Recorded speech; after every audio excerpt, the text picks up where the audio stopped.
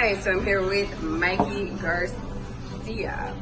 So how was Vegas? How were the fights? You were there. You saw everything up close and personal. Yeah, it was a great show, great fights. It was my first time doing a whole commentating gig for the network. I did it for Fox Deportes en Español. We did a weigh-in show along with Mikey Garcia and Eric Morales, Jaime Mota, Jesse Lozada. It was just different to be there full time. You know, I've done commentating, I've done that before. I've done little gigs, segments on TV for other networks as well. But this was the first time I was actually like hired and working there full time, right? So being there and for the weigh-in, loud, the energy in the crowd. We didn't have no headset. We just had a small little headpiece. But the speakers from the DJ were so loud, it was hard to even hear each other. So that was a challenge. That was difficult. See, I didn't expect for stuff like that. But we made it through. We made it work. We kept bouncing each other. We kept going back and forth with each other about the topics. We practiced a little bit before. We mentioned what topics we were gonna be talking about, and so we knew the gist of what was gonna happen, but we couldn't really hear. That was part of the challenge. It was different than I expected. But we did the work. We did the weigh-in. All the fighters, that made weight, the one that needed to come back or whatever, it was a good experience. Then fight night, I'm there again, and we started doing the first, pay-per-view fight. We started doing the commentating. Now we're ringside on the media side of the arena. So this was your first time, doing this as well? First time doing this full time. Yeah. I've been invited, like I said, other times. Yeah. Usually they'll take me to the spot up on top right before the fight, or if it is during the fight, they'll just invite me to come in, sit down for a round or two, and then I go back to my seat. This time I'm there working again.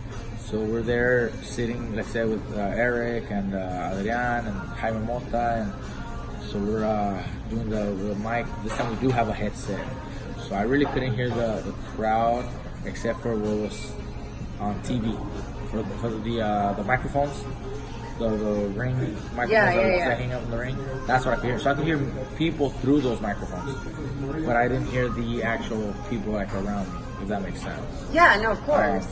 So we're talking about the fight, talking about all the fights, round by round. What I think one should do, what he's doing wrong, what would work best. Just giving our analysis of the fight. Me and Eric were the ones just being the analysis, the analyst. Adrian was commentating on more of the energy, the energetic, charismatic commentator. It was different. I didn't know I've done it, like I said, but it was a little different than what I expected. The reason being the audience, the crowd, the energy. I couldn't just be reacting like normal. Yeah. I couldn't just speak my mind. I had to remind myself that I got a microphone on me. Literally everything, camera right there. So it's a little different, but it's still enjoyable, it's still fun. And we're so close. We were like front row, run front and center right there. That was pretty cool. But yeah, it was a great fight. What were your thoughts when you saw Thurman get dropped in the first round? Well, actually, right away, first round, Manny starts coming on the attack right away. And that's something that I noticed from different from his previous fight against Adrian Broner. And I brought that up right away. I'm like, look, right away I can tell that Manny is very motivated and is trying to prove a point and make a statement early on. Because he's coming on the attack early, he's letting his hands go. Whereas when he fought Adrian, he took, I think, maybe 3 rounds to kind of warm up and get in the mood of things.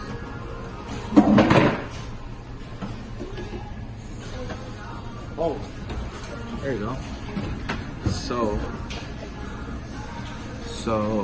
in the Broner fight, it took him like 3 rounds to kind of get in the mood of things and in the rhythm. This time, first round, he comes on the attack, starts letting his hands go, putting pressure on Keith Thurman. I think that surprised Keith a lot. Keith didn't expect Manny to start off that fast. No, it was aggressive. And he got caught on the way back as Keith was backpedaling. got caught with, I think it was a right hand, and put him down. I mean, right away. Keith didn't really have an answer for that. He was surprised. It seemed like he was, surprised, like a deer in headlights type of stuff, where they just freeze up. You don't know what to do. For the first couple rounds, four or five rounds, it was something similar. Even though Keith would fight back, Manny would answer quickly, and they would just kind of, bring Keith back, down and just help Manny. But then Manny slowed down in the middle. I think maybe somewhere in the 6th, 7th round, 8th round, somewhere in there. Can I ask you a question? Yeah. Did Manny surprise you? Yeah, I didn't think he was going to start off that quick either. I've seen him, like I said, in the Broner fight, slow down a little bit. So I thought the age was starting to catch up on him, catch up to him. As a fighter, and I know you've looked at him also as a potential opponent, like when you see somebody, like obviously he's considered like, going into being a legend and whatnot, Yeah. and everyone did evaluate, well, he's getting older, and even kind of what you said, like based off seeing him previously with Broner to that first round when he came out like that, like for somebody that I'm sure you would still love to consider him as a future opponent, Definitely. Does that excite you more? Yeah, because look, see, a fight with Manny would have been big regardless. But after a performance like this, he really showed everybody that he's, if not where he was 10 years ago, he's right close by, The only difference was that, like I said, he took a couple rounds midway in the fight, like mid-fight, couple rounds, like maybe like 6th, 7th round, 8th round, maybe 5, 6, 7. I forget exactly the rounds, but he kind of took those rounds a little, like kind of like a little break, and that's when Keith started coming on, landing some really good shots, landing some good right hands, and even though Manny did really well, if you go back 10, 12 years ago or further, he would fight all 12 rounds just like those first. As strong rounds. as that, yeah. Now he had to take a little break, or it seemed like he had to take a little break. So that's part of like maybe the age, but. But hey, still, man, him at what? Still, I mean, he's 40. He'll be 41 this year. Him at 41 still kills. It's impressive. He just beat an undefeated 30-year-old world champion. That's impressive. So a fight with him now after this performance, just he's huge. He's bigger than he's had ever been in the last 3, 4 years, 5 years. He's bigger right now than he had been in the last few fights because of this performance. Previous performance, he's looked like he was not all in shape, maybe, or maybe he was not as sharp, not as aggressive. Well, people were saying, his distraction, him doing whatever, everything he's doing. Whatever Yeah. he had going on in his life, politics or business or whatever, I mean, he just wasn't the same Manny that he was before. But this fight brings him back up. Proved everyone else. And then he finished really strong at the end. Yeah. He finished the fight really strong. They kept exchanging and he kept looking, going forward. It's just, wow, this guy, he really did turn back the clock. Yeah, the clock, exactly. And I believe he said he's going to go home and then come back, potentially, right, to watch the Porter versus Spence. What he said there was that he was going to go home, take a couple of, sometime off, a couple of weeks off. He will be back out here to watch the fight, the Spence and Porter fight, as those are another potential opponents for him.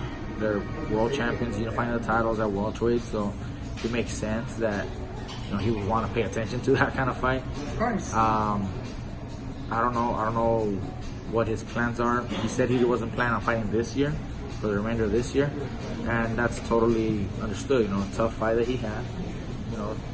You need recovery. You need time to relax, time to rest, time to heal your body. That kind of fight, is one of those fights where, even though he won, but he took punishment too. So, and he got hit with, by a big guy. Keith Thurman's a strong, solid welterweight, so he definitely deserves time off. We'll see what he has in mind later. I mean, not like you mentioned. I would love to get a fight with Manny. I think I got to get another fight before that, or maybe just show everybody that I'm capable and that I earn it. But that fight would be badass. I would love a fight with Manny.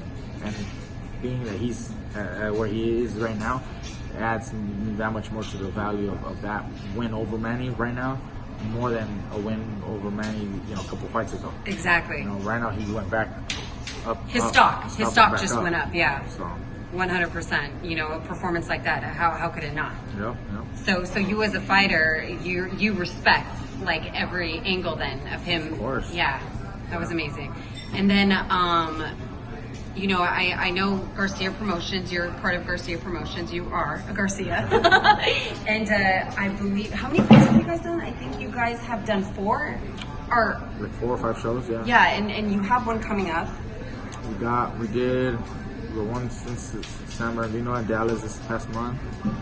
We've done another one, 3, 4. I think it's 4. This is the 5th show, I think. We're coming up on the 5th show, which is going to be September 6th. Oh, the next show is September 6th here in San Bernardino. We will be having, for sure, B-Fly now. B-Fly was in Dallas, and I saw his fight. I was there. I thought he did great. I thought he won the fight. Judges saw it an even fight and scored it a draw. I thought he won at least 3 of the 4 rounds. Okay, and for those that might be curious, B-Fly is actually trained at RGBA over in Riverside. So this is how you guys have... Brandon Macias, okay, B-Fly. awesome. He came out here, a few fights, a year ago or so. I don't know. He came out here with my brother. I don't remember exact dates, but he was out here. He started working out with my brother.